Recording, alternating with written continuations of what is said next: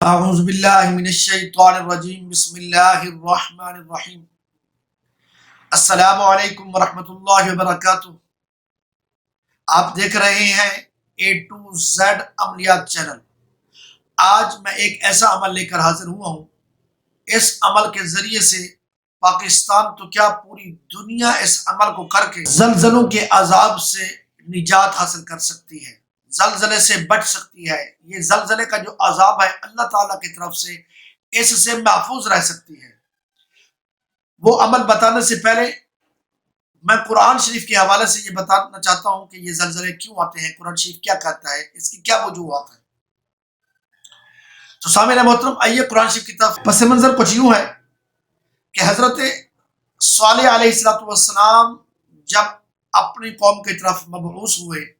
اپنی قوم کو دعوت حق دی، اللہ تعالیٰ کی توحید کی دعوت دی، اللہ کی عبادت کی دعوت دی اور بت پرستی سے منع فرمایا، تو اس قوم نے جو کہ حضرت صالح علیہ السلام کی قوم تھی، جس قوم کی طرف وہ مبعوث ہوئے تھے، ان لوگوں نے حضرت صالح علیہ السلام کے سامنے ایک شرط رکھ دی۔ انہوں نے کہا کہ اگر یہ معجزہ ہمیں دکھا دیں تو ہم آپ کو اللہ کا نبی مان لیں گے اور آپ کی بات پر اعتماد کر لیں گے اور آپ کی بات پر لبیک کہیں گے۔ تو سامعین محترم، وہ معجزہ کیا تھا؟ وہ جو ان کی قوم تھی، قوم سمود ان کا نام تھا، انہوں نے حضرت صالح علیہ السلام سے کہا کہ یہ جو سامنے آپ کو یا ہمیں پہاڑ نظر آ رہے ہیں، اس پہاڑوں کی چٹانوں سے ایک اونٹنی نکالیں جو کہ حاملہ ہو اور عیب و نقائص سے پاک ہو۔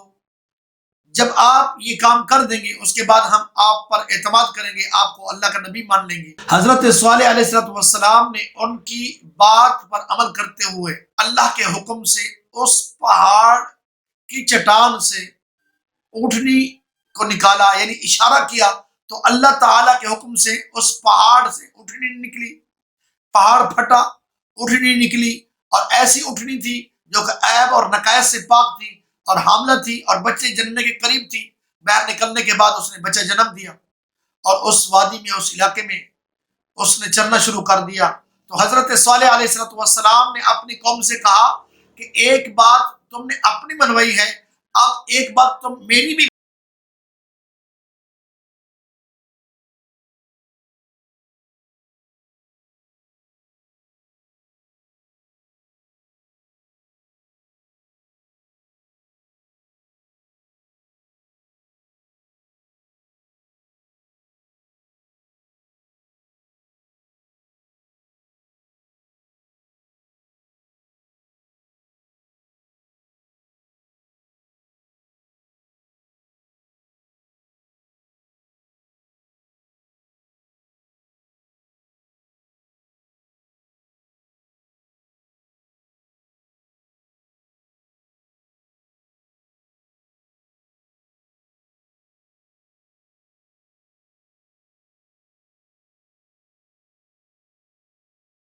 ماننا۔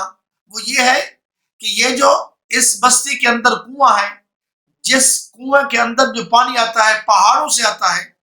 پہاڑوں سے پگھلنے کے بعد یہ کنواں بھرتا ہے اور آپ روزانہ اس کو پی کر خالی کر دیتے ہیں۔ آج کے بعد آپ ایک دن اس کنویں سے پانی پیئیں گے، ایک دن یہ اونٹنی پانی پیا کرے گی۔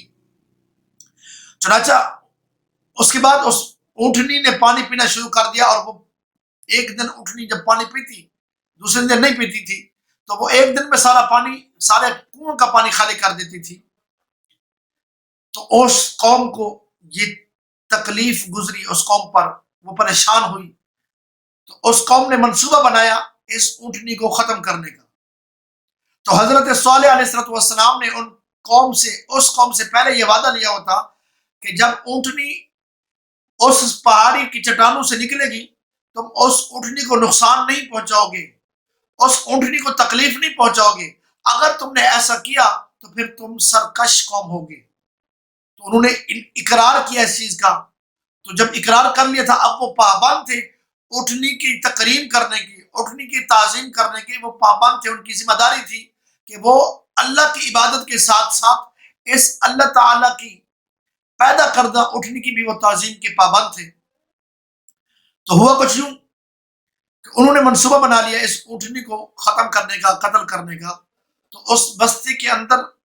ایک ایسا شخص تھا جس کا نام تھا قدار بن سالف، اور وہ ایک زانیہ عورت کا بچہ تھا، فحشہ عورت کا بچہ تھا، ایک گندی عورت کا بچہ تھا۔ یہ کام اس نے اپنے ذمہ لیا، یا بستی والوں نے اس کو سونپ دیا، تو اس نے اس چیز کا اقرار کر لیا، مان لیا، اور اس نے یہ ان سے وعدہ کر لیا کہ میں اس اونٹنی کو ختم کر دوں گا۔ چنانچہ اس کے بعد اس بندے نے اونٹنی کو تکلیف پہنچائی، اونٹنی کے پاؤں کاٹ ڈالے، اونٹنی کو ذبح کر دیا، اونٹنی کو تکلیف پہنچائی۔ تو اس کی تکلیف پہنچانے کے بعد اس نے حضرت صالح علیہ السلام سے مخاطب ہو کر یہ کہا، فَعَقَرُوا النَّاقَةَ وَعَتَوْا عَنْ أَمْرِ رَبِّهِمْ وَقَالُوا يَا صَالِحُ ائْتِنَا بِمَا تَعِدُنَا إِن كُنتَ مِنَ الْمُرْسَلِينَ۔ اس کا ترجمہ یوں ہے، فَعَقَرُوا النَّاقَةَ وَعَتَوْا عَنْ أَمْرِ رَبِّهِمْ، جب انہوں نے اونٹنی کو ذبح کر دیا، اللہ کے حکم کی نافرمانی کی، وہ حکم جو حضرت صالح علیہ السلام نے اپنے قوم سے وعدہ کیا تھا، وہ در حقیقت اللہ تعالیٰ کی طرف سے تھا، اللہ تعالیٰ کا کہا ہوا تھا۔ تو اس وعدے کو اللہ تعالیٰ نے اپنا وعدہ کہا۔ تو سامعین محترم، جب فَعَقَرُوا النَّاقَةَ وَعَتَوْا عَنْ أَمْرِ رَبِّهِمْ، اللہ تعالیٰ کے حکم کی نافرمانی کر لی، اس کے بعد وہ حضرت صالح علیہ السلام سے مخاطب ہو کر کہنے لگے کہ اگر تم اللہ کے رسول ہو تو جس چیز کا ہم سے وعدہ لیا ہے، ہمیں کہا ہے، ہمیں بتایا ہے کہ اگر تم سرکشی کرو گے تو تم پر عذاب آ جائے گا۔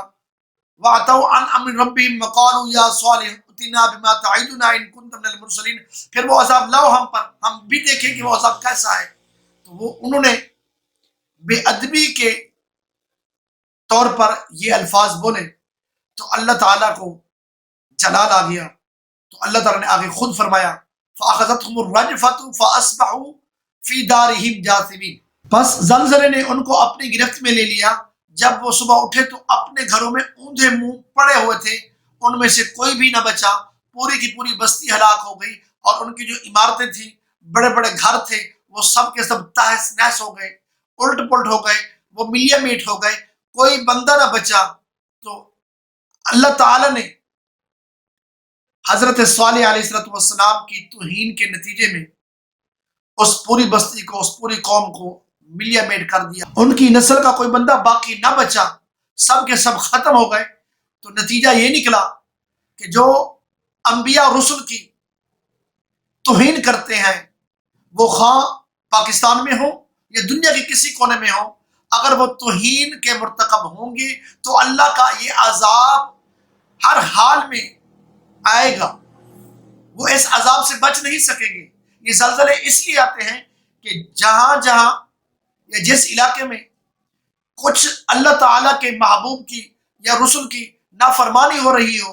یا حد سے زیادہ وہ بڑھ رہے ہوں، تو ایسی صورت میں زلزلے آتے ہیں۔ یہ آنکھوں کو کھولنے کے لیے اللہ تعالیٰ یہ چھوٹا چھوٹا، یہ تھوڑا تھوڑا یہ عذاب دکھاتا ہے،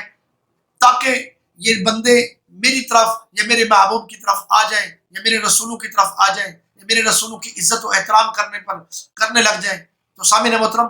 تب یہ عذاب آتا ہے، زلزلے تب آتے ہیں۔ تو آئیے میں آپ کو پھر بتا دوں، اگر فرانس کیا پوری دنیا اگر یہ تہیہ کر لے کہ آج کے بعد ہم کسی نبی اور رسول کی ہم توہین نہیں کریں گے، ہم کسی نبی اور رسول کے امتیوں کو نبی کی وجہ سے ہم ان کا دل نہیں دکھائیں گے، تو یقین مانیے کہ کبھی بھی زلزلہ نہیں آئے گا، کیونکہ زلزلہ آتا بھی اس وجہ سے ہے جب انبیاء اور رسول کی توہین ہونا شروع ہو جاتی ہے، جب انبیاء اور رسول کی نافرمانی ہونا شروع ہو جاتی ہے، اور ان کے ماننے والے اس پر خاموشی اختیار کر لیتے ہیں، تب بھی زلزلے آتے ہیں۔ لازمی نہیں ہے کہ جس علاقے میں یا جہاں پر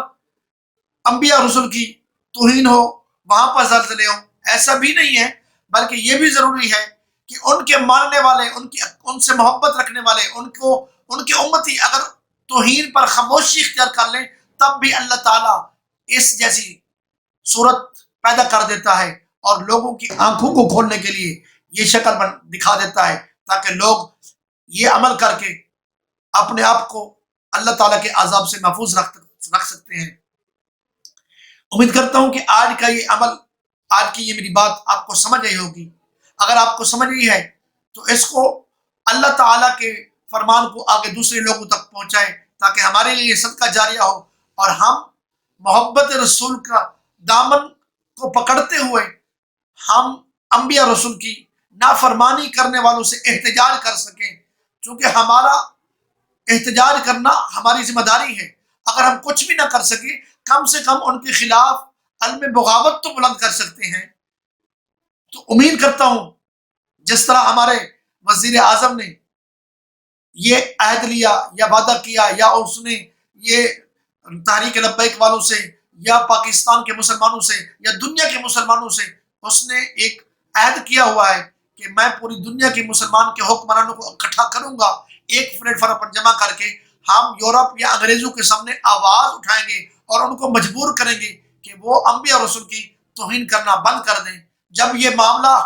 ہو جائے گا تو یقین مانیے کہ صرف عمران خان سرخرو نہیں ہو جائے گا، پوری دنیا کے حکمران سرخرو ہو جائیں گے، اور قیامت والے دن عمران خان سب حکمرانوں کا امام بن کے ابھرے گا۔ اور میں عمران خان سے یہ توقع رکھتا ہوں، وزیر اعظم سے یہ توقع رکھتا ہوں کہ وہ ہر حال میں اس بات کو سنجیدہ لیں گے۔ اللہ تعالی ہم سب کا حامی و ناصر ہو۔ السلام علیکم ورحمۃ اللہ وبرکاتہ۔